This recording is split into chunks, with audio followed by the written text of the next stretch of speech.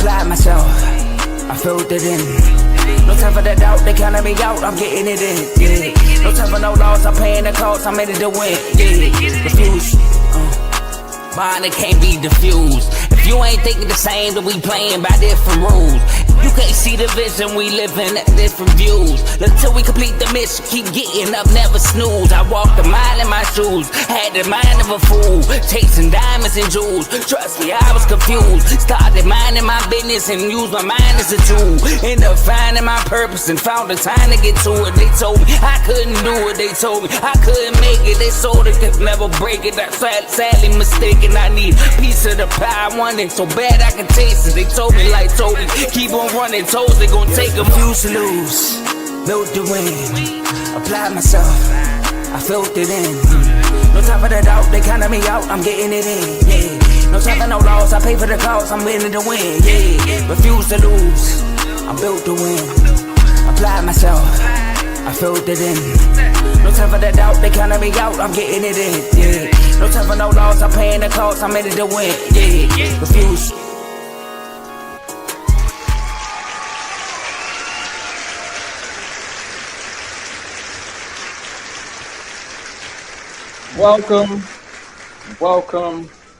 Welcome back, everyone, to another exciting episode of Unfazed with your boy JJ and AJ. We got a special episode coming for you all today. Obviously, the playoffs are in full effect. The Super Bowl is upon us, and I believe about a week now, around the corner. So we got an AFC game to AFC Championship to recap.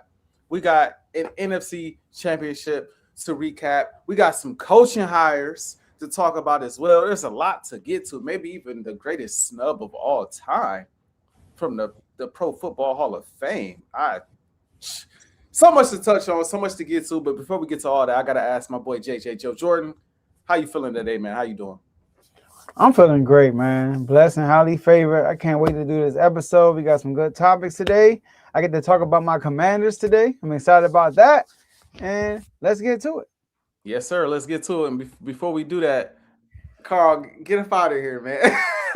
Get up out of here with that, Carl, man. Get up out of here. They start this. Yeah, man. I don't even know. I think they got smacked tonight by the. I just got the alert. They got smacked 99 to 129 by the Cavs. Lord, AJ, I was watching the game. Y'all were up, and I got distracted. And then I saw Ronnie get a dunk. I was like, okay. I looked up. Y'all was down about 20. Yeah. I was like, dang. What happened? Oh man, we need my boy. We need my boy Reeves back, man. But we're not talking ball today, man. We talking basketball. We talking football, man. We saw an AFC Championship game with a total of what was it, Joe? 17 points between the Patriots and the Broncos. Joe, watching that game, what were your thoughts? What were your takeaways as we watched the New England Patriots? Shout out to Teddy. The New England Patriots advance to the Super Bowl. Well, shout out to the Patriots, man. For getting back to the Super Bowl quick and easy. You know, like they had a good 4 or 5 year drought. So good for them. Well, they had I'm going to say a 8-year drought because it was 2018 the last time they went to the Super Bowl. But let's talk about the game. So obviously Bo Nix was not there. And they went with Jarrett Stidham. A lot of Broncos fans feel like if Bo Nix would have played, they would have won. And I'm not mad at them for feeling that way. Because there was some costly mistakes that happened in this game. And how the Patriots been playing, if you're coaching against the Patriots, you want to tell your offense, don't turn the ball over. Because one thing the Patriots have been doing all offseason is capitalizing off of their opponent's turnovers. And Justin Herbert didn't turn the ball over, but they just couldn't score. So don't turn the ball over. And two things happened in that game that was iffy. All right. Number one, the fourth down play. It's 4th and 1. You just scored a touchdown. You're up 7-0. The Patriots couldn't get nothing done. They did 12 plays and got 12 yards, AJ, before this 4th and 1. So your defense is shutting down. And what Sean Payton does, he goes for it instead of kicking the field goal. Now, I was in the chat. I'm not one of these dudes that waited until after it happened. I was in the chat and said, if I'm Sean Payton, I'm kicking this because I have my backup quarterback in the game and points are at a premium right now. You got to get all the points you can get. I know some people say, oh, you got to take advantage of it. I'm like, listen, points are at a premium because we saw what happened after that. And then later on in the game, because they get it stopped. They get the ball back in their own territory. It's like 3rd and 4. Jarrett Stidham fumbles, throws a backwards pass, which I believe it was actually a forward pass. It got tipped. And the commentator said when the ball gets tipped, it don't count. Like when it go backwards, I think it's tipped, then it's not a backwards pass. It's based on where he actually threw it. So it looked like it was a forward pass, but referees called it a fumble. And also, if he just go down, AJ, it's 4th down anyway. Now, shout out to my boy Carl. Carl came on the show and said that, came on the R2S show and said his fumble is being overshadowed. Sorry, Sean Payton's 4th and 1 decision is being overshadowed by Jarrett Stidham's fumble, which he think that's the reason why they lost. I got to disagree with my boy Carl because are we surprised this backup quarterback turned the ball over? Now, I get how he did it, but if you'd have told me Jarrett Stidham's going to lead this game with 2 turnovers, will you be surprised? No. Right. So if you know that you got a backup quarterback, take the points. What happened was he got too greedy. All right? Yeah, I did say it was right first. Now I think about it, I disagree with you, Carl. But he got greedy. He saw Jarrett Stidham go down the field. He get an easy touchdown, and then he going down the field again. He like, oh, this is a piece of cake. We gonna be open. It's gonna be easy. It's gonna pass my boy HaHa Davis. It's gonna be a breeze.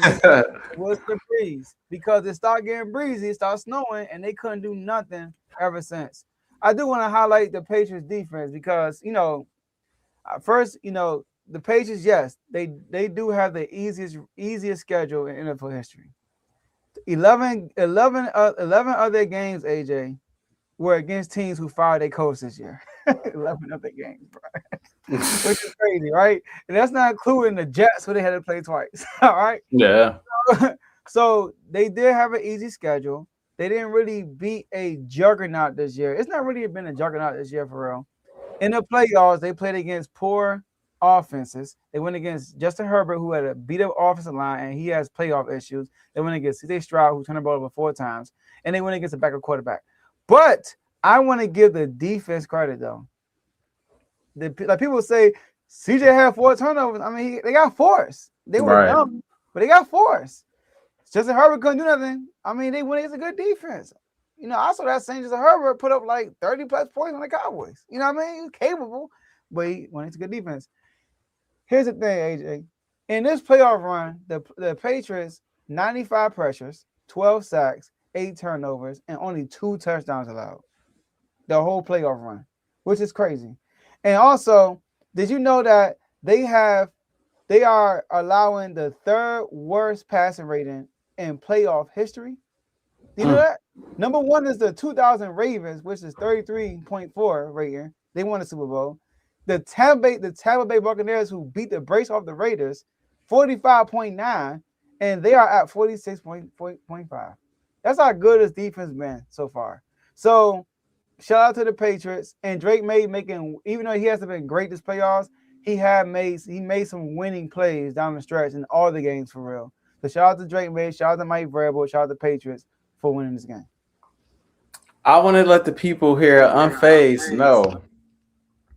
I need to let the people know something, Joe. Because Joe is not going to say this to y'all right now. My co-host, JJ Joe Jordan, he's not going to say this to y'all right now.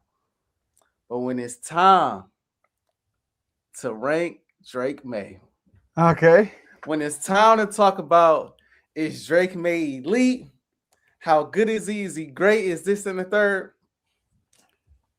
Given what I've heard from JJ Joe Jordan before, this playoff run, no matter how he performs in the Super Bowl, does not matter. I just want to let y'all know. I just want to put that out there right now. It does not matter. And the reason why it does not matter is because his defense been lights out.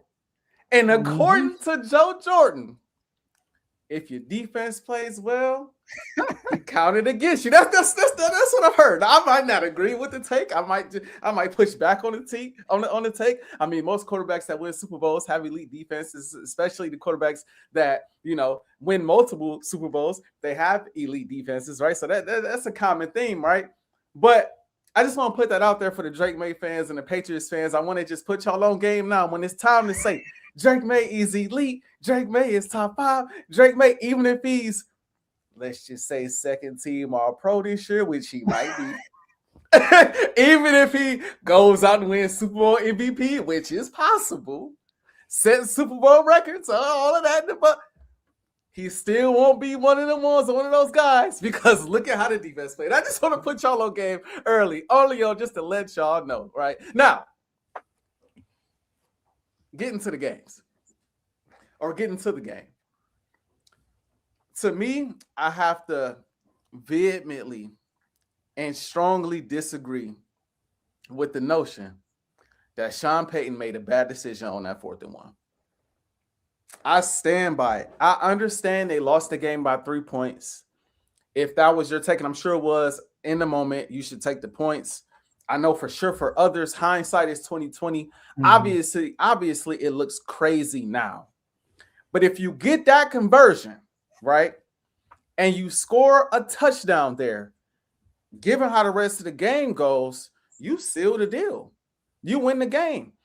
And there's two sides to having a backup quarterback, right, in there, if you're the Broncos. You went into this game saying, if you're Sean Payton, hey, the fans will have, time to rest up because it'll be 2 weeks. They'll have time. I think it was the fans he was saying they'll have time to rest up and be amped, for the Super Bowl. He went into this game instilling confidence in the fan base, instilling confidence in the team, acting as if no matter who we have back there at quarterback, we're going to play our game. We're not going to change anything. And I believe, in all honesty, in some cases, that is the way to go, especially if you want your backup quarterback to play confident, if you want your team to play confident.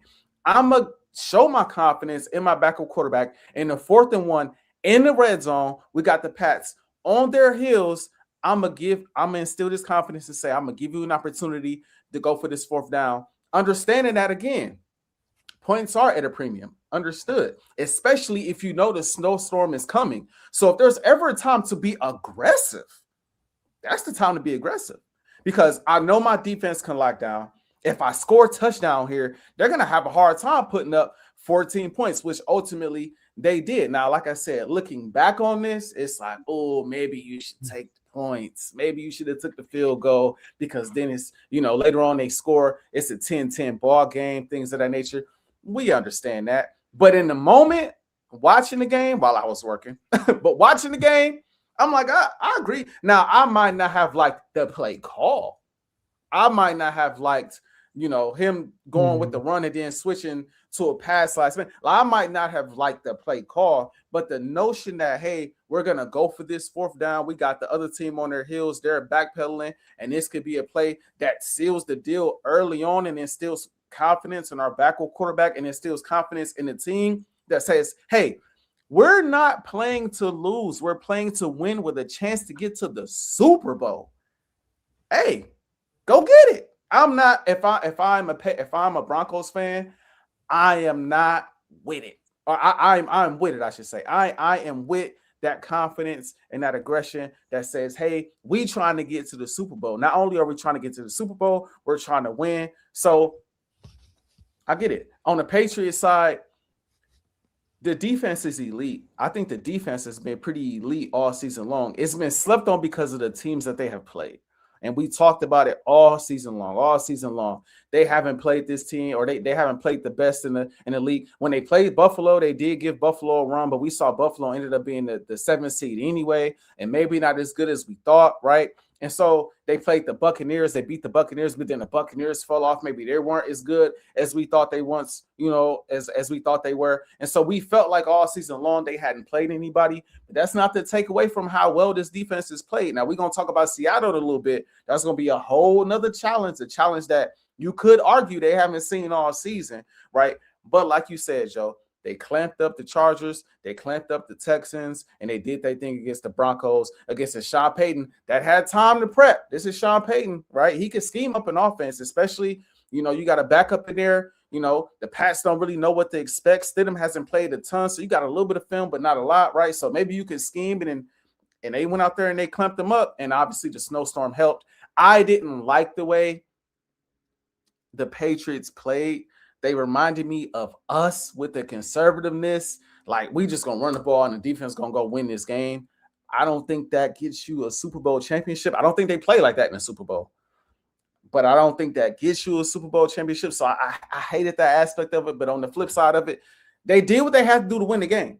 And they won the football game. Drake May did take the boot to the play action boot to the left side of the field, get the first down, and seal the deal. So, shout out to the Pats. Don't want to take away from them, because to get to the Super Bowl is hard. Don't want to take too much away from Drake May, because even though he hasn't played the best, he has done what has been necessary. He's even been turning the ball over a little bit, but he's still done what's been necessary to get the team to the Super Bowl. He's still outperformed every quarterback he's going up against, similar to some other guys I know. But again, we not, you gotta go to that lane right there. But I respect the fact that they're in the dance.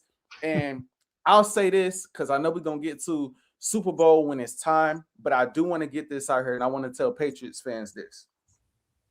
Drake May probably will finish, in my opinion, and he should, second team All-Pro behind Matt Stafford. He should probably be second in MVP voting, right behind Matt Stafford, in my opinion.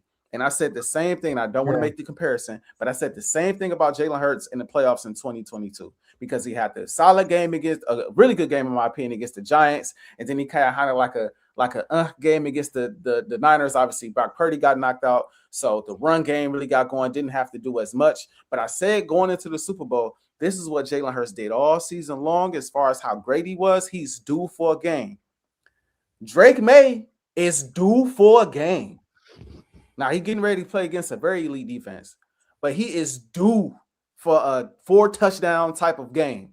And it couldn't come at a better time if he can get it in this Super Bowl. So I want to put that out there. Don't sleep. He might go out there and show out, because it's been a while, and he's proven, at least this year, to be a really good player. But yeah, shout out to the Pats. I feel bad for the Broncos. I really do. I think they were the better team, in all honesty, if Bo Nix plays. But that's the nature of the beast, man. That's the nature of the beast. Facts. And Drake May, All Pro came out. He's second team. Oh, there it is. There it is. So AJ, a few things. All right. All right. First, let's address the game first. Okay. So I know you disagree with me what you said with the points, right? Now, why be aggressive when you have a backup quarterback and it's an AFC Championship game? Give him confidence. This is not the time to give him confidence. It's the time to win a game. You go up 10-0, now you can play conservative the rest of the game, and the game is over. But because it's 7-0, it's a one-possession game, it leaves that little bit of, that hope for the Patriots. 2 possessions in that game, their only touchdown came from the fumble, right? It came from the fumble. And we saw that fumble happening because about 2 or 3 plays before they, not 2 or 3 plays, 2 or 3 times before that even happened, there were times I'm just screaming at the TV, throw the ball away. Throw it away. Even Tony Romo at one time was like, throw it away, throw it away, throw it away. He just be holding the ball too long, trying to make a play. So that's why I'm like, I was not surprised by that fumble. So I still disagree with you with that. Now, back to your Jalen Hurts statement. Hey, wait. That was about Jalen Hurts? I didn't even know. I didn't even know. You read my notes. I mean, Hurts wasn't this bad. So don't disrespect Hurts by doing this, all right? You disrespected Hurts by comparing to Drake May in this situation. All right. Now, Drake May, although he had a good regular season, like Jalen Hurts, right? He had a good regular season, and he was second team All Pro like Hurts, all that stuff. Here's the thing, though. Drake May not one time has been tested to score points. Not one time this playoff run. I don't remember Jalen Hurts having more turnovers than touchdowns. I don't remember him not happening. So he had more turnovers and touchdowns going into this game. And in this game, he did not turn the ball over. He did have a touchdown, but he only had 84 yards. And people say, "Oh, it was 84 the yards weather." passing. It was the weather. It was before the weather messed up. He wasn't good. So I don't want to hear about the weather. He was missing. He almost threw a pick on the first pass. Yeah. And then on top of that, as good as your defense was, AJ, all I know is this was the fewest points somebody has scored in the Super Bowl run. You know that? The fewest in history. The Giants scored 68. The Ravens scored 61. You know, Ray Lewis, just give us 10 points and we got you. Please give us 10 points and I promise you, we got you. Right. Also like, bro, just give us 10 and we got you. And that's what's been the case for real with them, right? You give them 10 points and they been allowing 8 points a game, AJ, which is crazy. And look, so 54 points for the Patriots, 61 for the Ravens. So I think you're doing your guy a disservice by comparing them to Drake May's run. Because your guy, all his runs has been better than this, I would say. One thing your guy don't do, he don't turn the ball over. And no, it's against my team. And people try to say like Jaden Daniels did this in garbage time. People don't understand. The Commanders and Eagles game wasn't not a complete blowout. It got out of hand in the fourth quarter. It was a game. And Jalen Hurts performed. Jalen Hurts had to put up points, and he put up points. So did Saquon, but Jalen Hurts did his thing. You know what I mean? So Jalen Hurts did his thing against the Giants. He did his thing against the what's the name? Who y'all played after that? Y'all played the 49ers. I mean, he already do his thing. But yeah, you get what I'm saying, right? Against the Chiefs. You get the Chiefs, right? But in the 2 games you played in that year, you scored more points than 54, didn't you? I'm pretty sure you did. Yeah, so this is not me killing Drake May. This is Teddy in the comments. Preach, AJ, preach. I'm like, Teddy, you sure? Because it's about to backfire. Because I'm about to up Hurts and kick your guy down for a little bit. So, like Carl said, he's having I'm not even going to say Joe Burrow. Joe Burrow actually had a good offensive game against the Raiders. So I'm not even going to say Joe Burrow. He is literally having a Brad Johnson type playoff run right now, which is crazy. Like a Brad Johnson type playoff run. Now, is he a Brad Johnson type player? No. Because we saw in the regular season, he's an MVP candidate. He has a talent. Brad Johnson don't have the talent Drake May had. Drake May could use his legs. He could make every throw. And Drake May's in his second year also. You could tell he was jittery in the pocket and in our Broncos game. You could tell he was. Even Romo mentioned it, like he's a little jittery. He's a youngster. He's a youngin still. So he will get better. And him winning early will help him also. But come on, man, you're doing your guy a disservice to compare him to this run. Well, I mean, this is the thing. I'm not necessarily comparing Jalen Hurts to this run. I'm just more so comparing the take to what we see during this playoffs. Because not only do we see quarterbacks, winning with these great defenses, we see quarterbacks losing with great defenses too. I mean, we just saw CJ Stroud. I mean, he might have had the best defense in the playoffs, but he played so bad that he still ended up losing. So my overlying thing is like, I just want to caution the Patriots fans and other fans of quarterbacks, and it's just like, hey, I just want to let y'all know that when it's time to rank, Joe Jordan, he gonna look at how good your defense is, and if your defense was like that, that's true. But that defense is gonna play a big role, and if that defense was elite, he gonna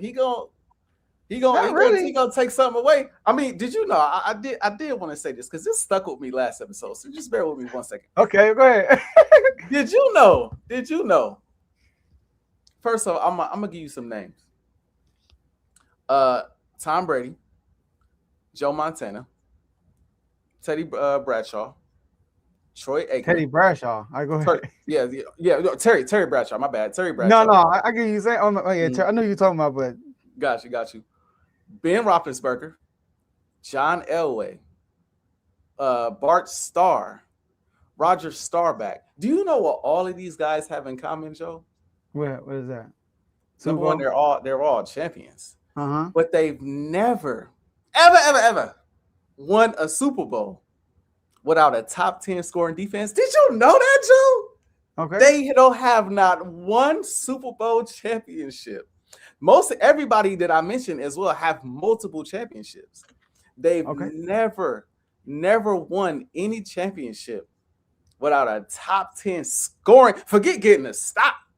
Top 10 scoring defense, Joe. So I'm just looking at these numbers, And I'm just like, man, so like going off of this, right? I kind of got to take away Brady's first couple rings because, you know, he ain't really had to do much, you know, for them rings, right? You got to look at John Elway a little differently because, you know, John Elway didn't really have to. He made a couple, you know, made that. I don't know if you saw the documentary on Netflix. He made 3. He made, you know, he had that big old play. He jumped over. I think it was jumped over for a first down, got knocked, did the little helicopter in the air, hit the ground, all that, right? Got a first down, big time plays. All of these guys made, you know, obviously Troy Aikman made big time plays in the postseason too. Like all of these guys made huge plays, but they couldn't win without a top 10 scoring defense. And I'm just thinking to myself, like, I just wonder if when Joe Jordan talks about my guy, right? When he talks about my guy, if he also thinks to himself, dang, like, I got to snatch some of these rings and some of these accolades away from these other guys too. Or let me not put it like that. I got to snatch some of my respect from these other guys too, because they didn't win without really good defenses. Their defenses had to go out there and make plays for them to win. Otherwise, they never won. I don't know. Does that?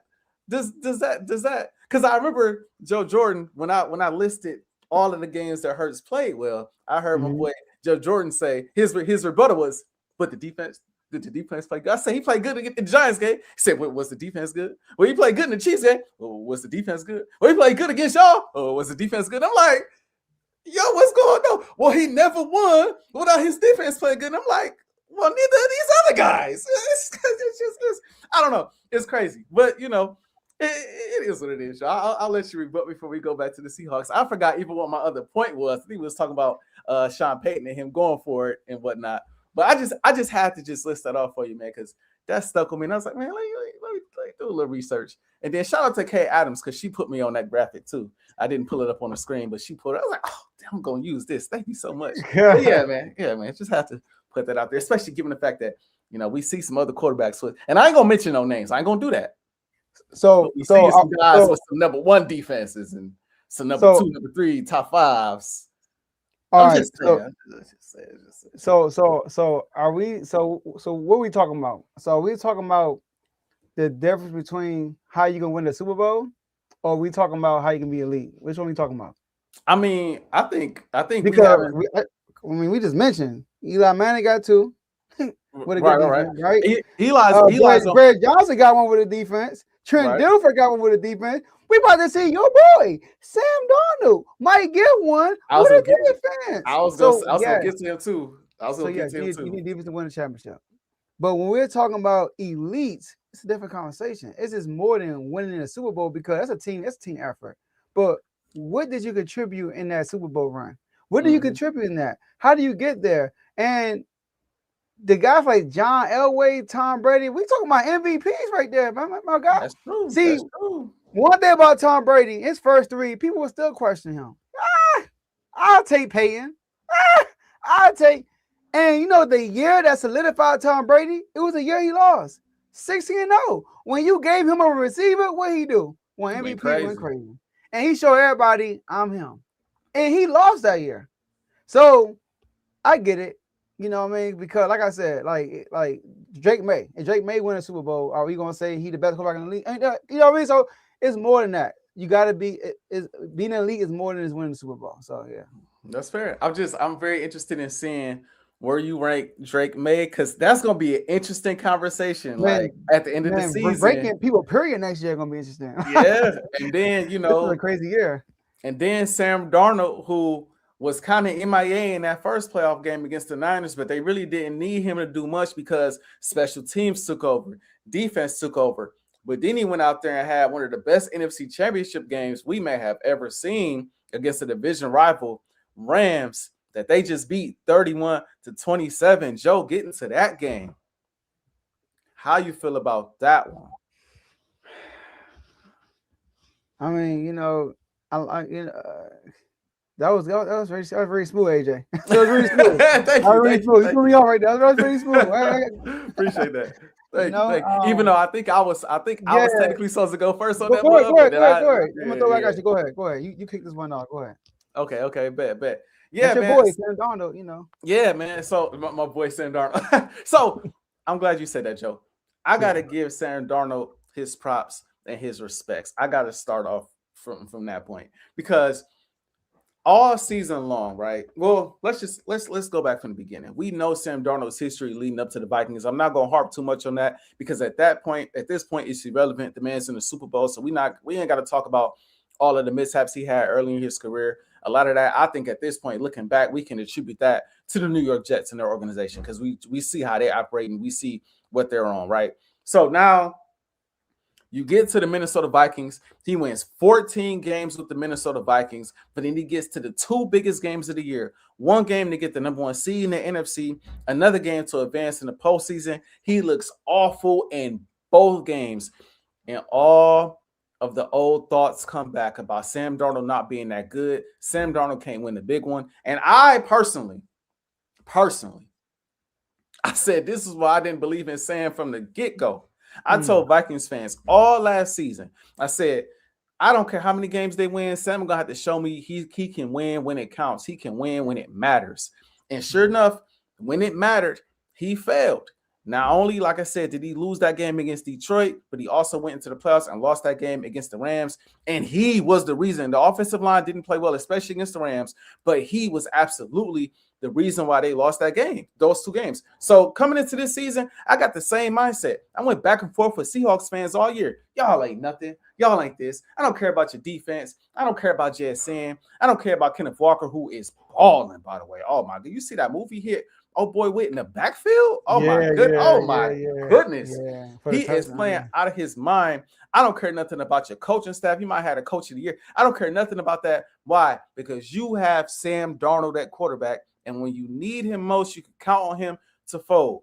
He didn't get an opportunity, like I said, against the Niners to really impact it in a positive or true negative way, in my personal opinion. Like, he could have threw some picks, but it really was everyone else kind of taking over for him in that football game. He kind of game managed, which I ain't mad at as a Hurts fan. Sometimes you just got to game manage, get to the next game, especially in the postseason.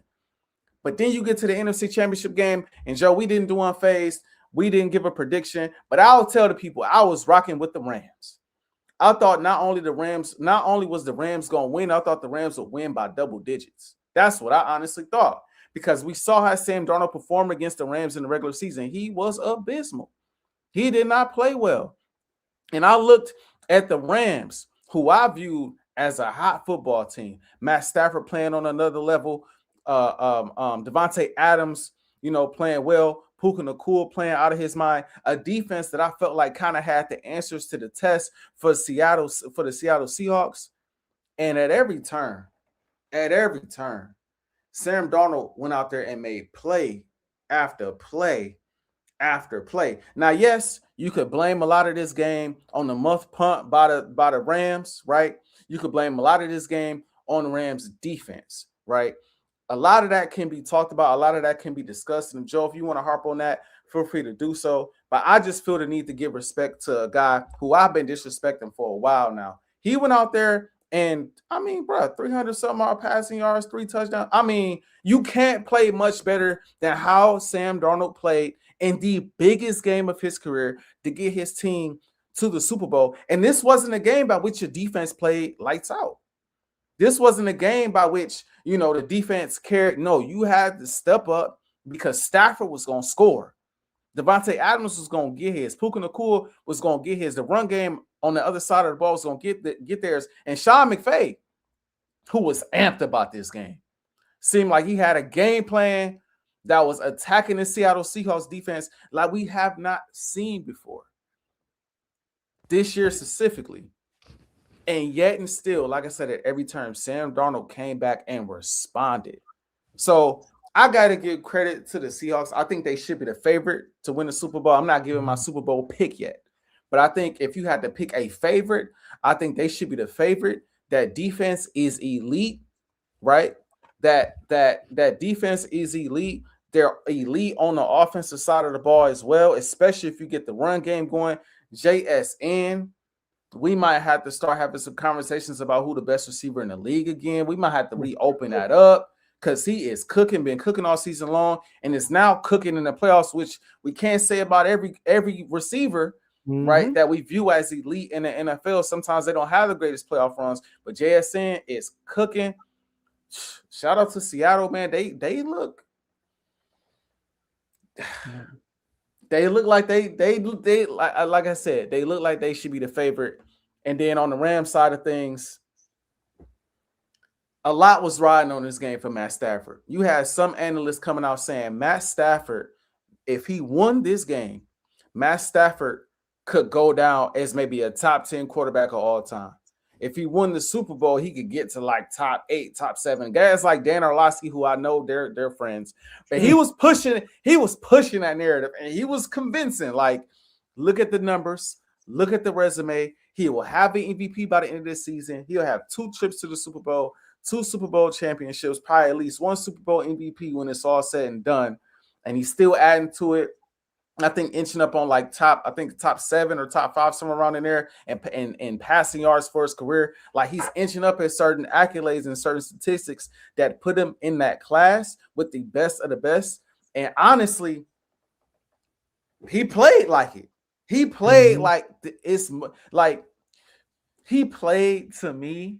Stafford played like that was also on his mind. I know that's kind of hard to say because it's a team sport and you're trying to get to the Super Bowl and you want to play your best to get to the bowl. But the way Stafford played like a dog all game long. You score, I score. You score. Yeah, we ain't giving it up, you know. And I think ultimately it came down to yet another 4th down decision for the Rams where they decided to go for 4th and 4. And just like I said about Sean Payton, I was a little leery about this one just because you had the opportunity to break it down to, you know, a 1-point game, right? If you kick the field goal there. But I yet again agree with the 4th down decision. It's 4th and 4. The defense has not been playing well. I'm going to give the ball to Matthew Stafford and give him an opportunity to submit this thing or at least take the lead, opposed to giving it to a defense that they got to stop all game. And unfortunately, the play call was great. Everybody, you had like 8, 9 guys in coverage, couldn't find anyone open. And in my opinion, that was the game. I knew when they didn't get that first down, they was probably going to lose. That touchdown, they was probably going to lose. That was it. And so shout out to Seattle. Shout out to Stafford. Shout out to Devontae Adams, too. I feel so bad. I think that's his like 5th NFC championship or 4th NFC championship that he's lost and not been able to advance to the Super Bowl. So he was emotional after the game. I know that was a tough pill to swallow. But nevertheless, man, somebody got to win. Somebody got to lose. It was a great game. Shout out to Seattle, man. They off to the bowl. Yeah, man. Going back to Stafford, if he would have won the Super Bowl this year and MVP, he would have had a good case because people would have said, imagine if he would have went with the Rams from the beginning. He was in Detroit. He wasted his career in Detroit. As soon as he got into a good situation, he started winning.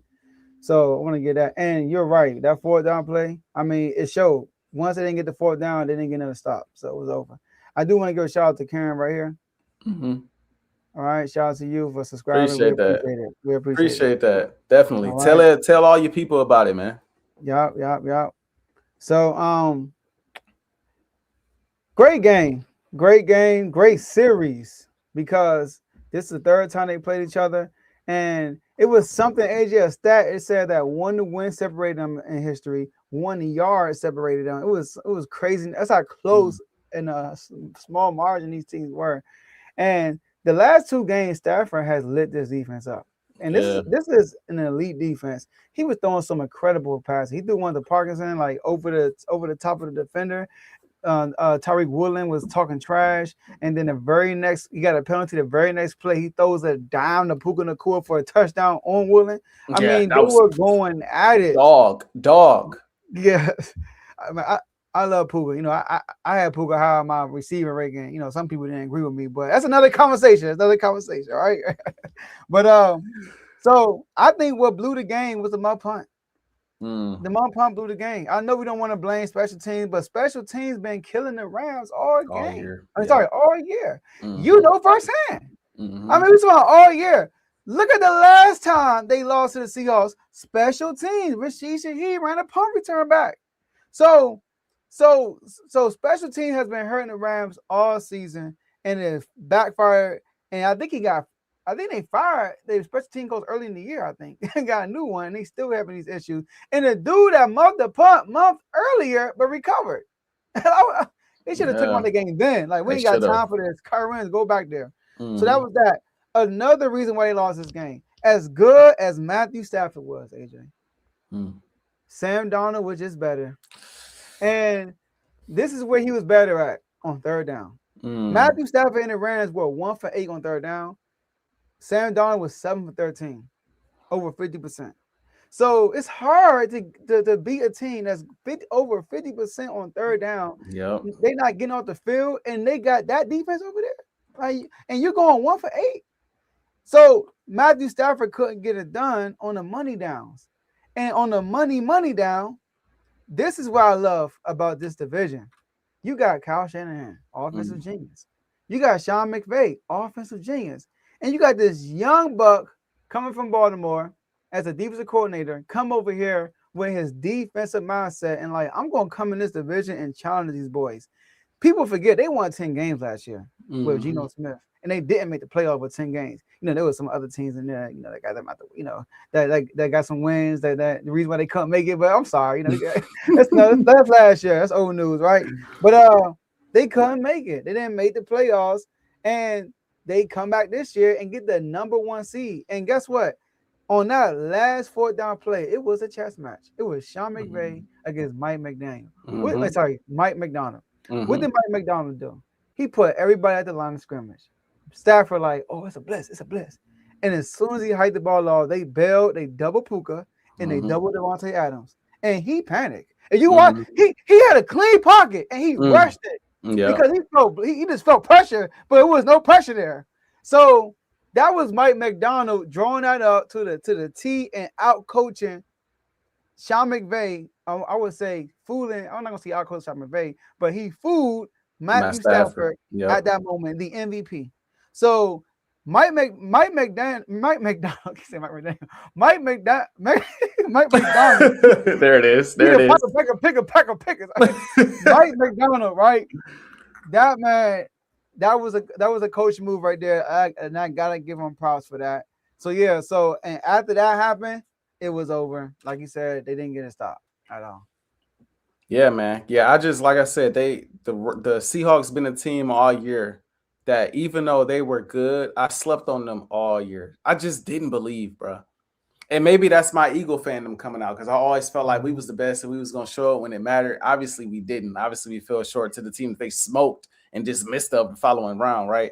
But I always felt like I did. I was just like, yo, like Seahawks fans, like y'all ain't done nothing. Y'all ain't like I just was like, man, like y'all talk about we ain't beat y'all in forever. We ain't had to beat y'all to accomplish nothing over the last, which was facts. Like we haven't had to go through y'all. But this year, like y'all the team to beat in the NFC. Going forward next year, y'all are the team to beat in the NFC. Like you gotta respect it. You gotta respect the journey of Sam Darnold. You gotta respect the journey of the coaching staff. You gotta respect the journey of that defense.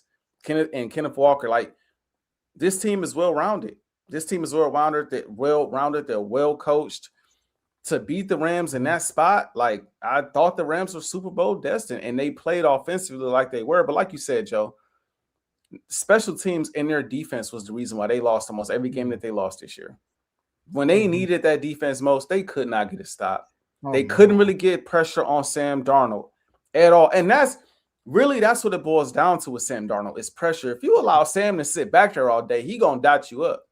But when you start getting that pressure on him, get the 2, 3, 4 sacks, then it start, which is not really, when you think about it, if I'm being honest, some quarterbacks respond to it better. Like, it don't matter how many times you hit Matt Stafford, he going to get up and he going to throw the ball the same way he threw it, whether you getting pressure on him or not. Like, some quarterbacks don't really show the effect of that. But we've seen great elite quarterbacks look differently when they start to take those hits. Tom Brady, Patrick Mahomes, all of those guys look different when the pocket collapses. So I guess overall, especially now looking at Sam Darnold in the Super Bowl, maybe it's not fair to get on him as much when he's not as protected because there's elite guys that don't look the same when they're not protected. So, like I said, I just say all that to say, I'm giving that man his just due. Now, that's not to say, Sam, you get to that Super Bowl and you start, exactly. because again, they should be the favorite, and you're going up against a defense that probably will get pressure. That defensive line been getting home this year. So it's like this is going to be a great test for him against a really good secondary, right? I think they're going to scheme it up on that side of the ball. Like this should be interesting. If he folds, these same narratives going to kick back up. But at the same time, on a day like today, leading up into the Super Bowl, I think Sam deserves the benefit of the doubt right now and our respect, and we'll see what he does, in the big game. I do want to say this. All right, the Patriots they've been averaging 31 pressures a game in these playoffs. That's insane. But Sam Darnold, the touchdown he got right after the mud punt, he got hit. He sat in that pocket and he got hit and he threw a touchdown. So he made plays. He did get pressure at times, but he did not get rattled. But with him, you gotta, like you said, you constantly pressure him. He would throw the football to you. That's his issue. Like he came out and said that he see ghosts. You know what I mean? That he saw ghosts. So that's his issue. But this is a hump he got over, and maybe mentally he'll be ready. But like you said, Super Bowl, let's see what happens. But I want you to start this one off, all right? If you don't, okay. All right. So we got a lot of coaching hires that happened. A whole lot of coaching hires, and some that didn't happen. But we're gonna get to that. But we got a lot that happened. And you got the Mike McCarthy, you got this, you got that. A lot's happened. A lot of teams. We had the most coach fires we had in a long time, and most of them are filled up for 2 positions. All right. We actually got one today. Tom Monken signed with the Cleveland Browns. So AJ, out of all the head coaching hires that you've seen so far this all season, which one you think is the best and the biggest impactful? So I got one that I think we probably will agree on. I'm not 100% sure yet. And then I got one that I'm going to mention because I think it deserves to be mentioned because I do think it's going to have impact. But the first one for me is an obvious one. I love that John Harbaugh move to the New York Giants. I really like that John Harbaugh moved to the New York Giants. The longer I sat with it, the longer I thought about it. I said, I think that's a great hire for them. Now, I get it. Ravens fans in the comments, what? That's terrible. He gonna do this. He ain't gonna run the ball. Y'all had to understand this. The Baltimore Ravens had Super Bowl expectations. They had Lamar Jackson. They had this great defense. They had this roster that everybody expected to make this run. Not only this year, but years in the past, especially with Lamar playing at MVP level.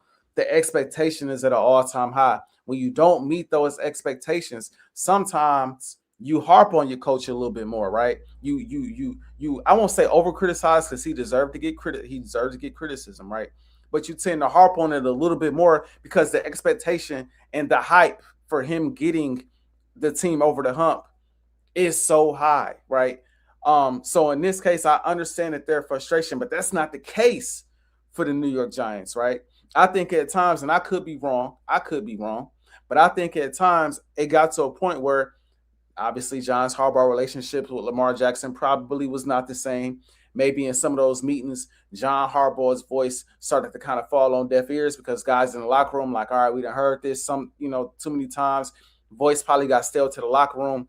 That's not the case in New York, who has a young core, a young quarterback, young running back, right? You bring in the guy now who has, and I know it's been a while, Ravens fans, but bear with me, championship experience. But even if you take that out, because again, nobody's expecting the New York Giants to go to the Super Bowl, just like nobody expected the New England Patriots to be in the Super Bowl this past year, right? But even if you take that out, you got a guy that's been to the playoffs 12 times in the time he's been with the Ravens. He's been a champion of the AFC North 6 times. He's been at 4 AFC championship games. He just led the team to 14 wins in 2019. This is overall, despite what you hear about him, he is a winning head coach. And you need that culture in New York in a division where you're going to have to see Dallas, who I expect to be better next season. You're going to have to see Washington, who I expect to be better next season. You're going to have to see a hungry Philadelphia Eagles team fresh off of getting bounced in the first round. They're going to be hungry next season. You bring in a hungry, established head coach to lead the charge, and a voice that's going to resonate in that locker room, a voice that's going to get to the younger crowd in the locker room, who's now the leaders of the locker room, right? And a guy like Jackson Dart, I think this is going to be a massive hire for the New York Giants. I'm not going to go on a limb and say that they're going to go off and they go win the Super Bowl. And I'm not even at the moment. I don't know the schedules. I got to see it all break down. I'm not going to go off and say they even going to make the playoffs next year. But what I'm saying is, for the future, some would argue, I'm sure most would argue, that they just got the best coach in their division. I know some people think he's better than Harbaugh. I know some people think he's better than the coach y'all got over there in Washington. Don't get me started on what they got over there in what was that? Dan Quinn. Dan Quinn, right. I know. Don't even get me started on what's going on over there in Dallas. All right, don't just don't. And I'm blanking on his name too. He's not bad, but he ain't great either. He ain't John Harbaugh. So some people gonna say they have the best coach right now in the division. They might end up being the best coach team potentially in the division. So I think overall, this is a building block type of move, and I think you set a solid foundation for the New York Giants. Yes, thank you for that, Scotty. I think you set, Schottenheimer, yep. I think you set a very solid foundation for the New York Giants going forward. Like, I love that move the more I think about it. Now, the second move I want to bring up. Okay. And I hate it because it's within division again. Dallas Cowboys picking up Christian Parker. Okay. Yeah, as defensive coordinator. I love that move as well. I think he's going to be great in that role. Young guy. Our secondary is not what our secondary is without Parker back there. Now, granted, I don't know who we're going to replace him with just yet. I like to think a lot of the guys are already not fully developed, but already coming into who they are as players. And you still have Vic Fangio, right? So that obviously helps. Yeah. But Christian Parker over there with Dallas, right, on a team who struggled defensively all year long, especially when they couldn't get pressure on the quarterback, which they really struggled to do all season long. A secondary that got fried up by everyone in the league. You had a guy like that, a young guy who can grow into being a great defensive play caller. On its face value, I like the move for Dallas. And then on the flip side of that, you take away a coordinator from Philly. You take away a guy that was super instrumental in the Philadelphia Eagles secondary being what it was. So I like that move for Dallas as well at the defensive coordinator position. But I think the biggest move so far to me, and there have been some other moves for sure, but I think the biggest move to me is Harbaugh to the New York Giants. I ain't gonna lie, I was shocked you picked Harbaugh. Because I disagree with you on that one. Interesting. Okay. I think John Harbaugh is probably the most overrated move in this all season. Wow, really? Most overrated move. Yes, I think it's overrated. The Ravens fans that got to you, bro. No, I mean, look at the facts. John Harbaugh won the Super Bowl in 2012. In the next 5 years, he missed the playoffs 4 times. Fair. And made the playoffs 1 time until he got Lamar Jackson. And before he got Lamar Jackson, they were terrible. They're like 1-6, and Lamar came there and got on a winning streak, and then they made the playoffs. Since Lamar been there, they've been relevant. When Lamar don't play, since he been in the league, John Harbaugh is 4-10 without Lamar Jackson. So Lamar is the Ravens. When Lamar's not there, the Ravens aren't good. All right, they went 4-5. They went 4-5. Then Lamar started, and then they ended up finishing 10-6. Lamar went 6-1. So Lamar saved his bacon. Shout out to Skip Bayless. Now, would you say Jackson Dart can do that? Maybe. I don't know. But we also talking about the coach who has the most double-digit wins since 2012. Sorry, double-digit loss. Lost. He gave up the most double-digit. There it is. He lost the most games while winning by double digits. There you go. All right. I knew what you was getting at. For the people watching at home, he chokes. And you watch the Ravens, they lose in ways you gotta say it's the coach. Because they lose every way I could think about losing, they have done it.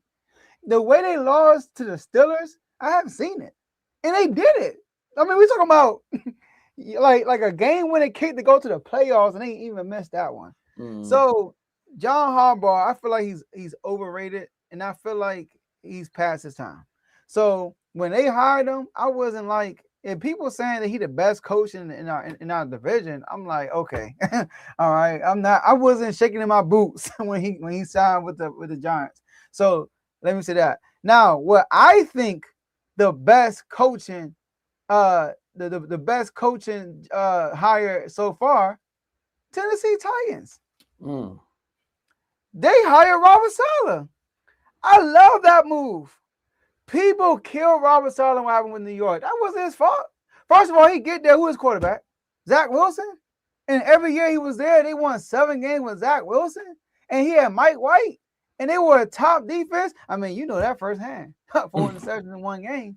But I had to remind you, in case you forgot. Nice shot. But Robert Saleh came and that defense was like that. And then he goes to the 49ers, and we saw what he did last year. We saw what he did before he left the 49ers. And not only that, they brought in Brian Daboll to be the offensive coordinator. And you got Cam Ward, who's a quarterback who I like a lot. So last year, the Titans were 28th in scoring defense, 21st in yards per game allowed, and 28th in turnovers per game.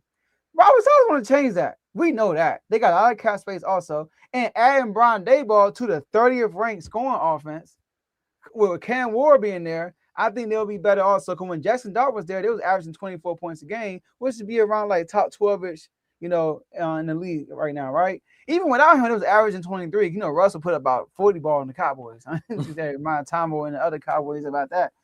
We swept them. But anyways, we tied with y'all. Y'all ain't swept us, so that's a whole. Yeah, that's true. That's true. Like, it count. All right. But so I think Robert Saleh was the best hire because it's gonna be the biggest impact. The Titans they are picking what, 2nd in the draft, I believe. They are one of the worst teams in the league, and him being there, he's gonna have an actual quarterback to be with. And you look at it like the Tom Brady tandem, and you look at the Mike Vrabel and Drake May. You got a defensive coach with the quarterback. I think that's the way you want to go. Defensive coach, quarterback. It's only been Patrick Mahomes, Andy Reid, who's been winning for real with the offense lately, but lately you want to get that deep. So I think that's the best hire so far, Robert Saleh.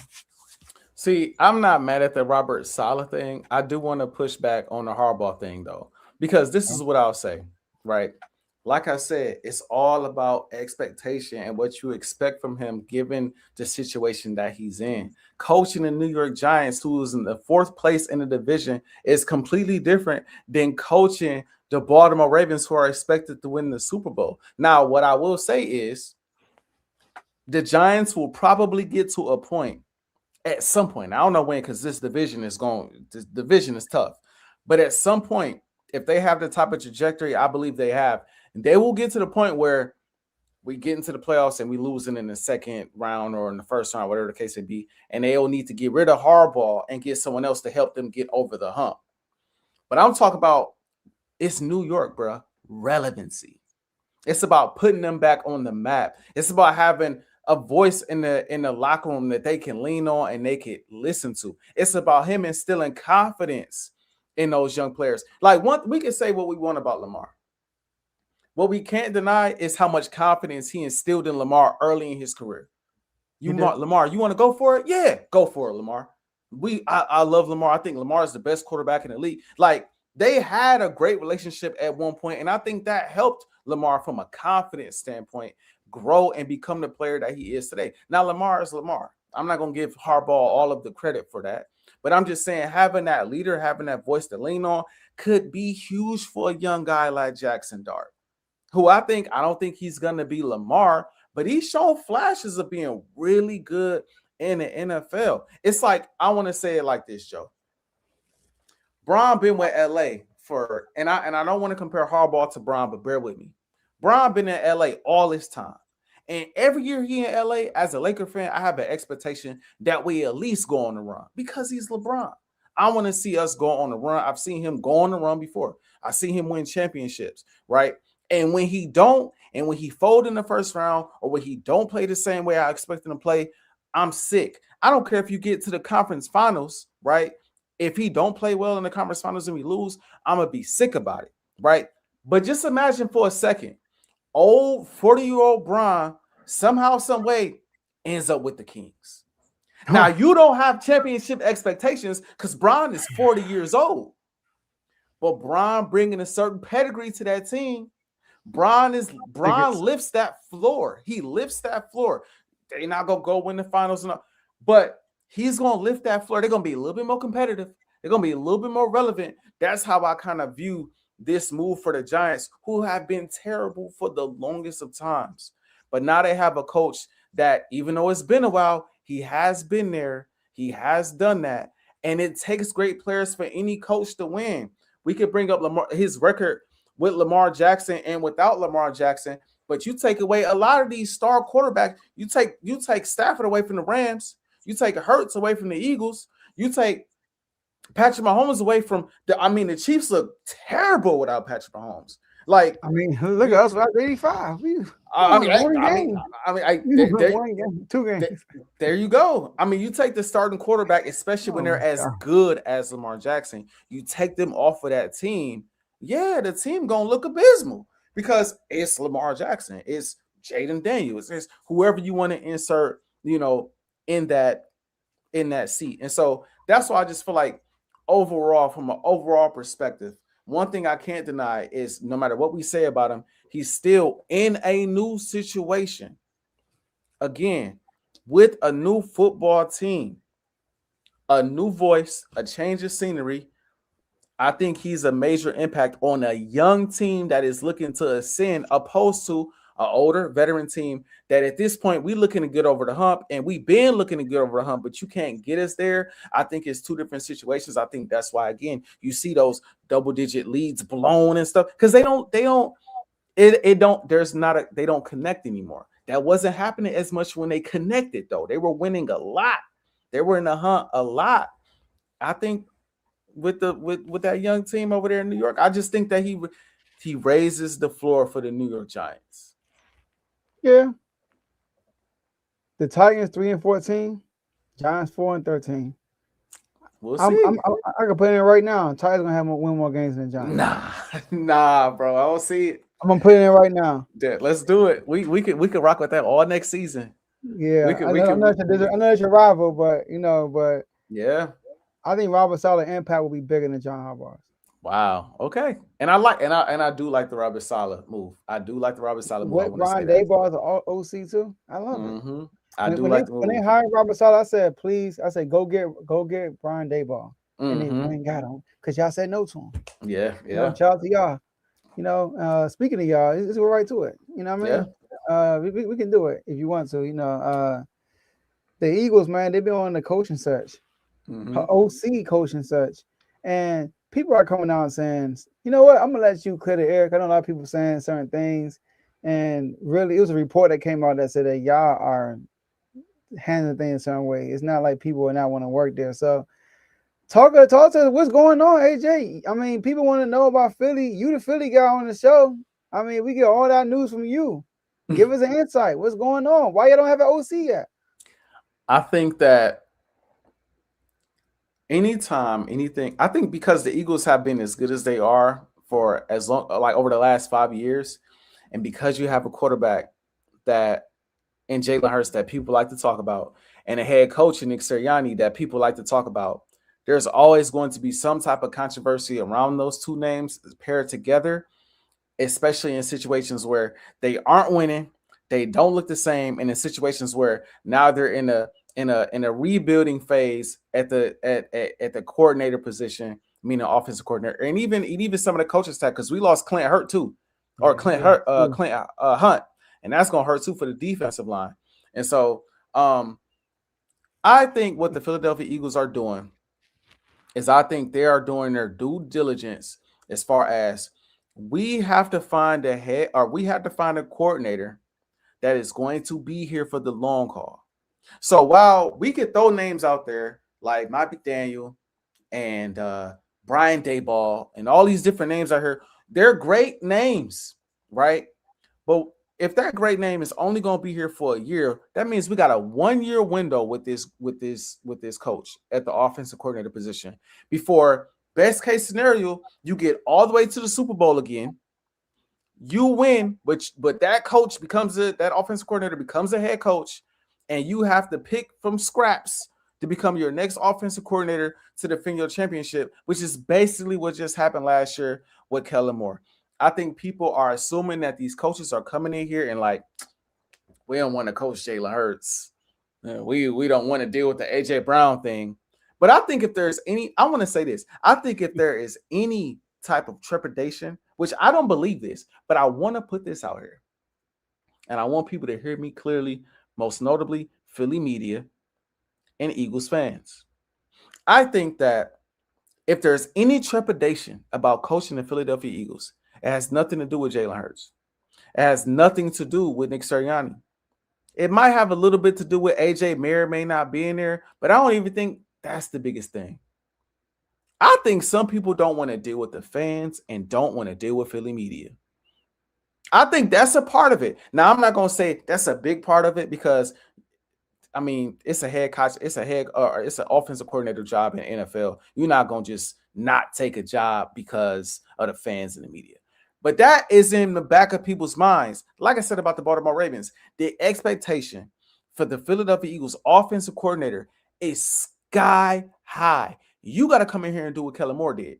You got to come in here and do what Shane Steichen did, which is dial up plays to get this team to the Super Bowl. Anything short of that, unless Jay Hurts go out there and throw 4 picks, Saquon go out there and fumble twice, AJ have 2-3 more drops, they going to put it on you. They're going to say you are the reason why the Philadelphia Eagles did not get to the Super Bowl. Then you're going to have fans driving by, egging your house, right? Like how they did the guy we just let go.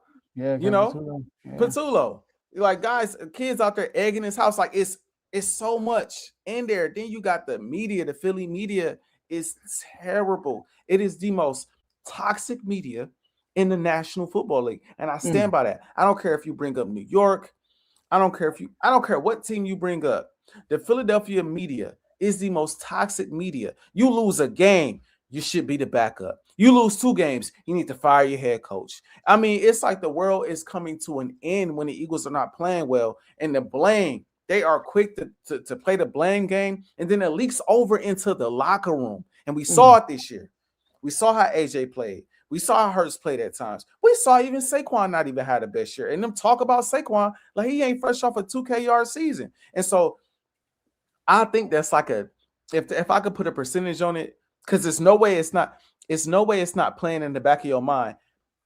I say 10% of the coach's mindset. It's like, man, if I go there though, I do have to deal.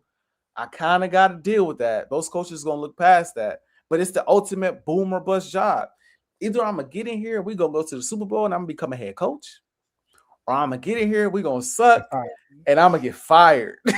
and once you get fired, right, and it's going to be my fault. And if that happens, it's going to be hard for me to become ultimately what I want to become is a head coach. I think the Eagles are currently looking for their Vic Fangio on offense. A guy that can't become a head coach is not looking to become a head coach, and it's okay just calling plays so that you have some stability and that you have some cohesiveness amongst this offense for at least a few years, right? Opposed to every offseason we going through the same thing. I think that's what's taking them so long. I truly do. I think, again, some of the names that's been thrown out there, you see what kind of jobs they're getting, head coaching jobs. That's what they truly want. That's why the Eagles didn't even offer the Eagles didn't offer most of these guys jobs. They are interviewing guys, but they didn't offer a lot of these guys jobs. That's why now they're looking at the passing game coordinators and quarterback coaches, because they're looking at guys that you just want to take a step and sit in that step for a while before you become a head coach at the next level, because they don't seem like they want to get rid of Nick Sirianni, which I'm indifferent about. He wins a lot. I'm indifferent. I'm just indifferent about it. Okay. And so I think that's what's really going on. I think people are going to make it into something that it's not.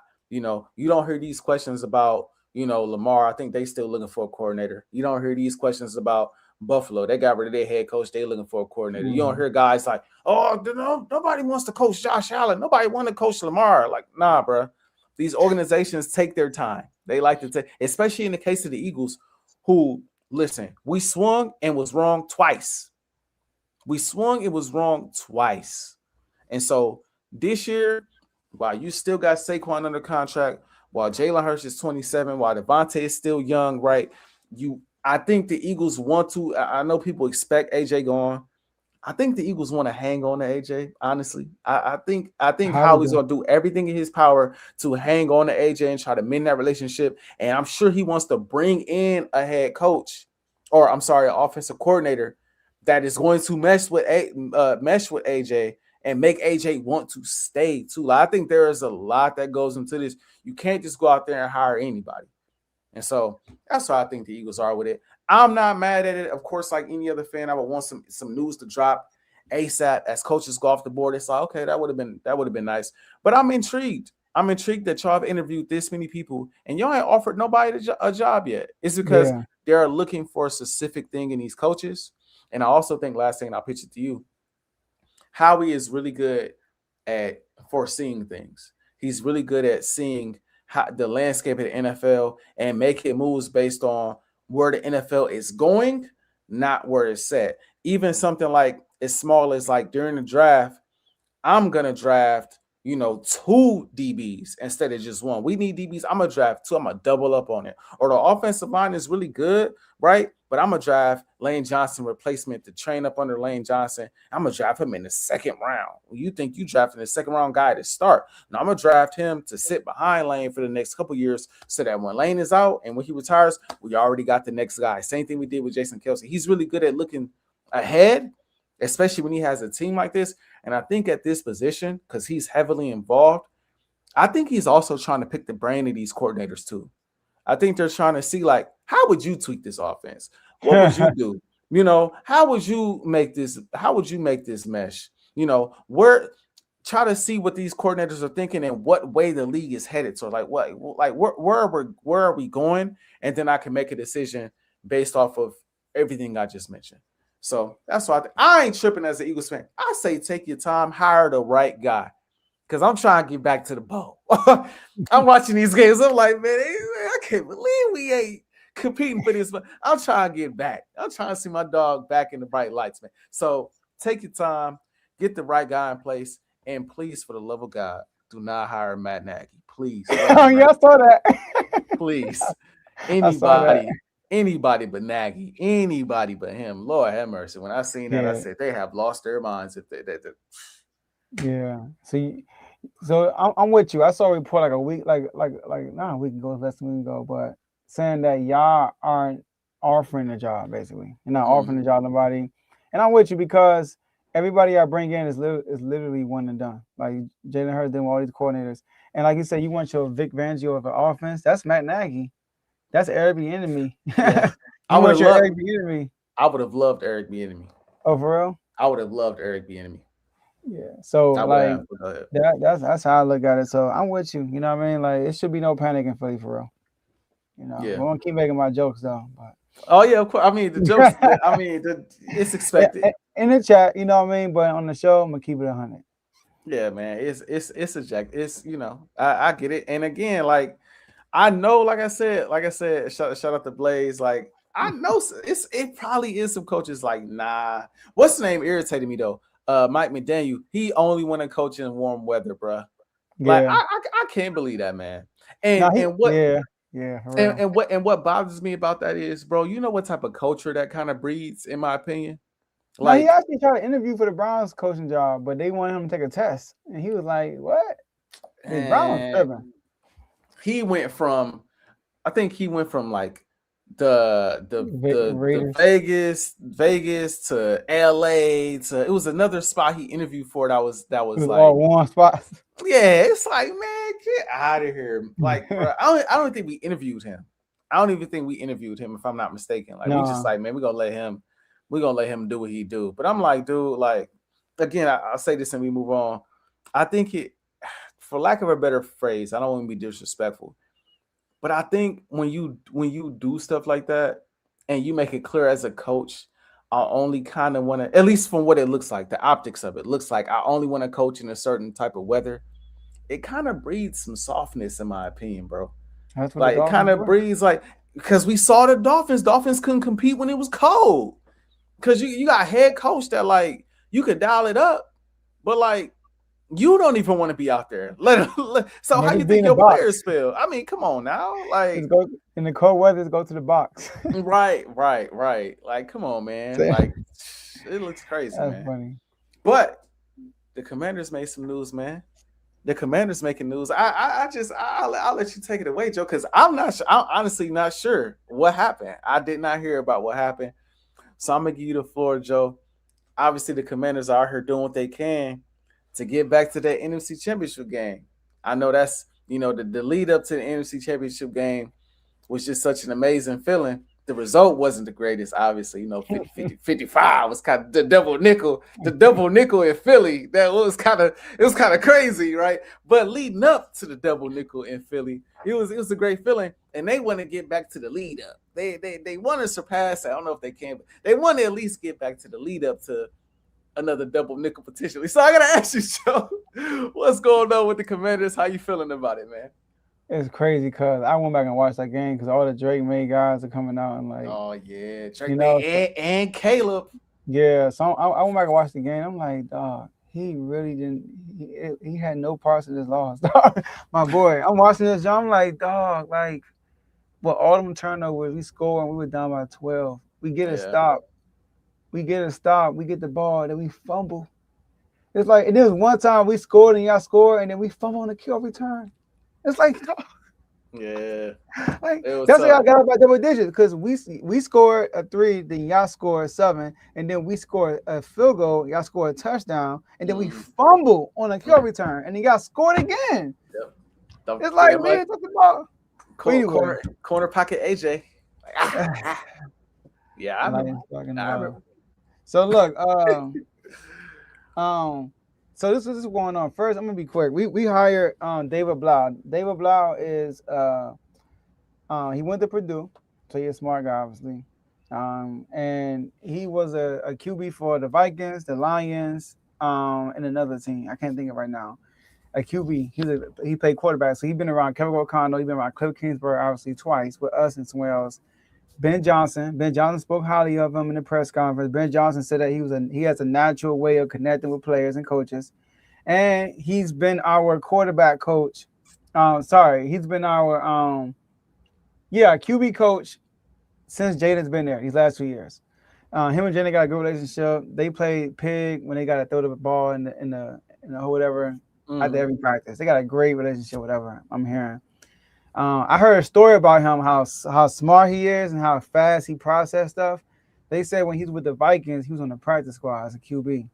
And they traded for TJ Hawkinson mid-season, and he had to get him up to speed. He said in 4 days, he translated the whole playbook from like the Detroit playbook to the Vikings playbook. And the next game, Hawkinson had eight catches. I remember that first game, he was going crazy. It was like, dang. And he gave a credit to David Blau, how smart and how good he is. And they say he has done everything except for call plays. But he's to help Cliff Kingsbury. He said, that's my way of expressing myself is creating plays. That's what he said, right? So I'm like, okay, cool. I like that move. And this other coach we got, Durante Jones. This is one of the special. I don't know if I told you this, right? So I'm from a city. Blaze is too. Shout out to Blaze. From a city called Capitol Heights. All right. And Durante, he's from Capitol Heights. Oh wow. All right. Now I know your wife could probably appreciate this because the DC area and all this stuff. I had to do this one time. You might not understand, but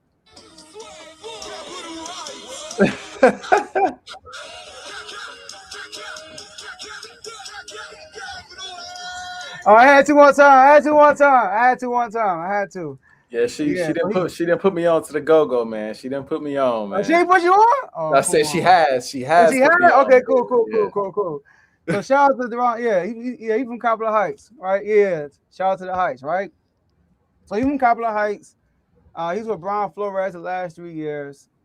as a defensive back pass coordinator, a defensive backs coach and a pass coordinator. It's funny. Dallas almost got him. Dallas loved him. Yeah.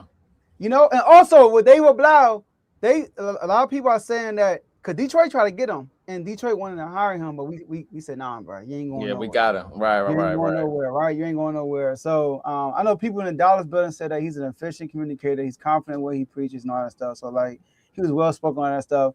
And also same thing with David Blau, like I said, with the Lions, that's the same case with the Vikings. So if the Vikings were prepared to lose Brian Flores, and if they were, he was going to get promoted to defensive coordinator. So he's been like an underrated hot topic. Now, here's the thing about these two coordinators.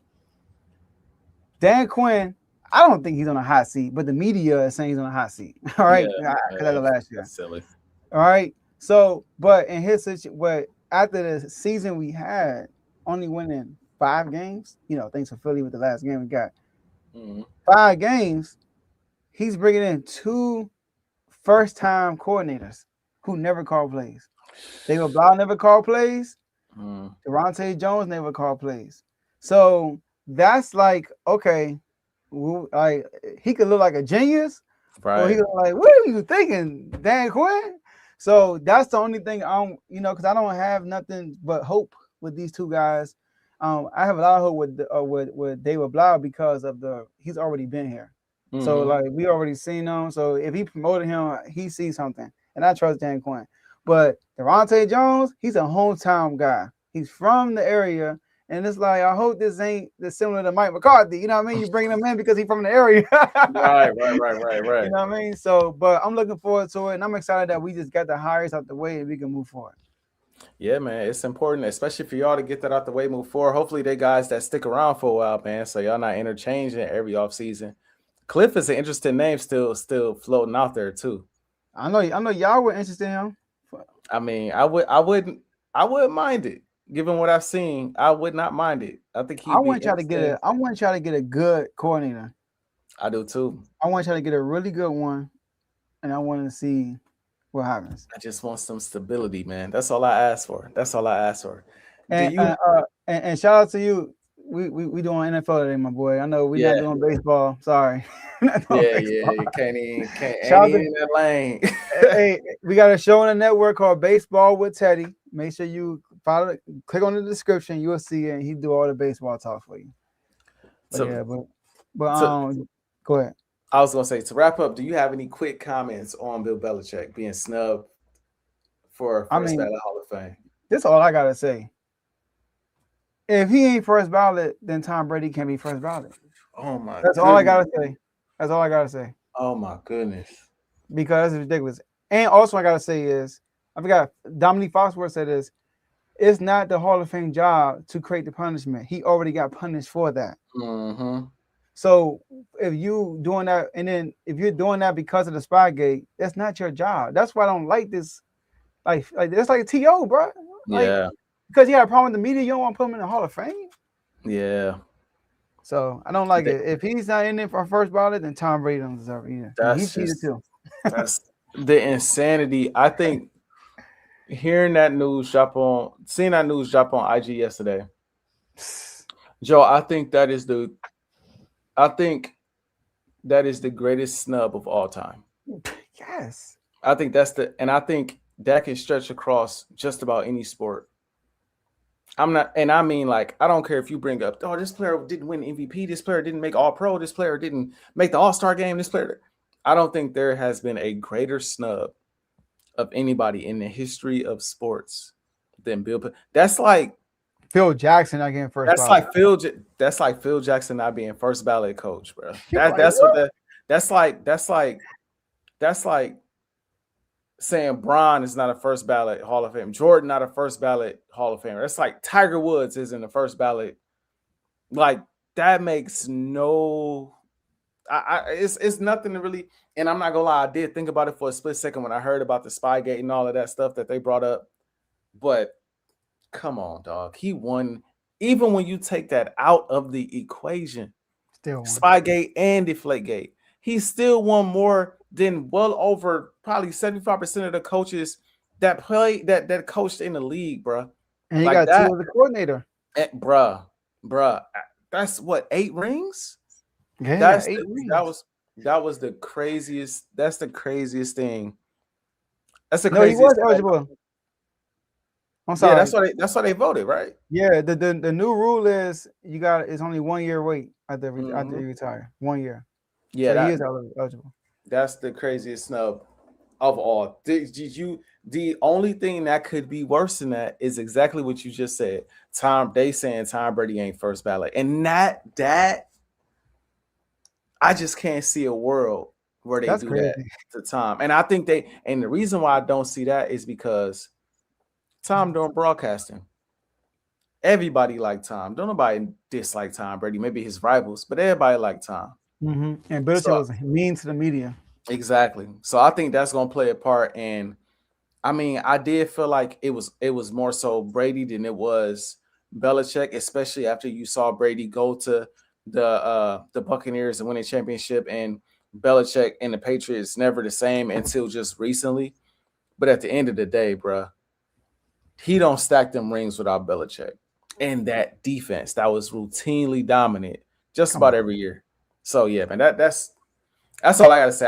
I felt like that was too big to not say anything about. That was the craziest thing I've seen in sports in a long time. So big, so crazy. I thought it was fake. I didn't think it was Yeah, real. yeah. I got somebody text me. That's how I found out. I was like, "What? Yeah, I got my face with that." insanity, And it's insanity. everywhere. So Yep. yeah, Belichick, man. I know he's upset too because he's a football guy, and they say that he like studied the history and all that stuff. Like they say that they say he used to take his kids to Canton, Ohio to visit the Hall of Fame on us. I'm like, dang, this dude, and he got snubbed. I feel bad for that man. Disrespectful, bro. So It is. disrespectful. Yeah. All right. If we go wrap this up, my last words are shout out to the whole Refuse to Lose Sports Network. Shout out to the whole R2L community. Shout out to Timeout, Forward Timeout. Shout out to everybody in the comment section. We appreciate all of y'all. The show doesn't run without y'all. We appreciate it. And Commanders, man, we talked about y'all. Let's see what happens. Kings, we on the fire sale. I know Giannis, he ain't coming over here. So we out of the sweepstakes. But what if Miami? I think Giannis. This is my quick tell. I think Giannis will either go to Miami or Golden State. I think it's gonna be one of those two teams. So, and if I'm Miami, I would try to go get Ja too. But I know Memphis said that we keeping Ja because Miami can give up anybody, no matter who on the court, they can make it work. You got Giannis and Ja. Shout out to Eric Spoelstra. So I think Miami should try to do that. But I think it'll be Warriors or the Heat. But yeah, shout out to my co-host AJ. You know, it's good to be back on, man. I'm excited about this Super Bowl. Not really, but I am. All right. And I'm excited to talk about some NBA for real. I'm excited to talk about some basketball starting in 2 weeks. So yeah, so that's all I got for y'all. Yeah, man. Next episode, we will probably give our Super Bowl predictions of who gonna win the game, who gonna be Super Bowl MVP, all that good stuff. So y'all make sure y'all stay tuned to that. Appreciate everybody watching on my channel, Time Out or Full Time Out, the R2L channel. Everybody watching on Twitter, on Facebook, wherever you watching, Instagram, wherever you watching, Twitch, wherever it is. Like, retweet, share, tell your friends about it, especially if you like what you see and what you hear. Eagles, man, like I said, like,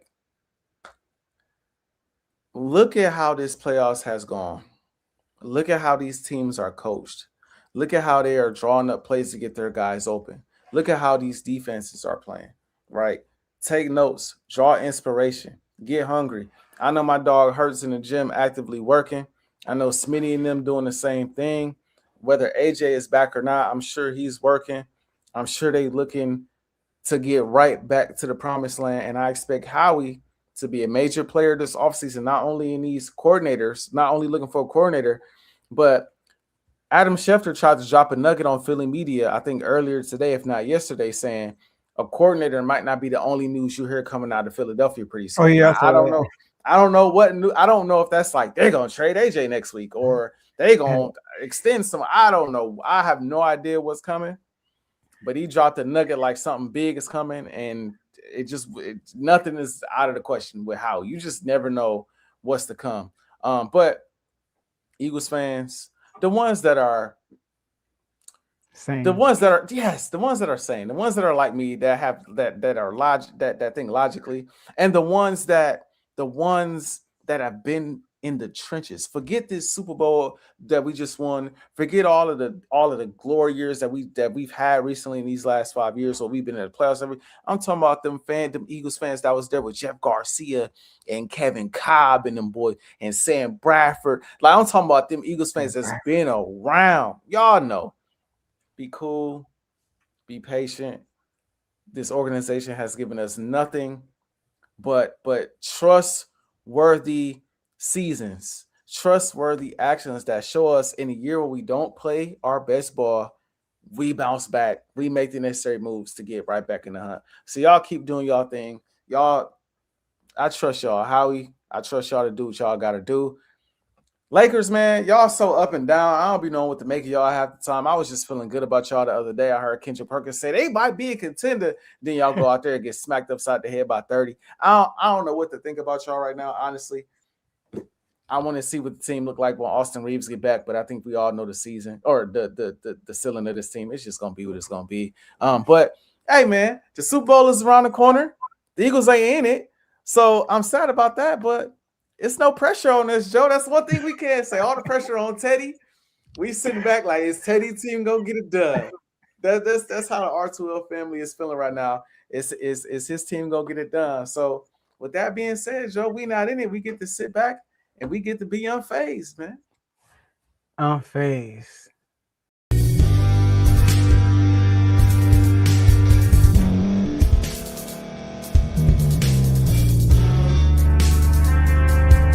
Thank you for staying to the end. If you're watching this on YouTube, please like this video, subscribe, and also hit that notification button so you can be notified next time we put out a video. If you're listening on any podcast platform, subscribe and hit that notification button, y'all, so you can be notified we put out another podcast audio.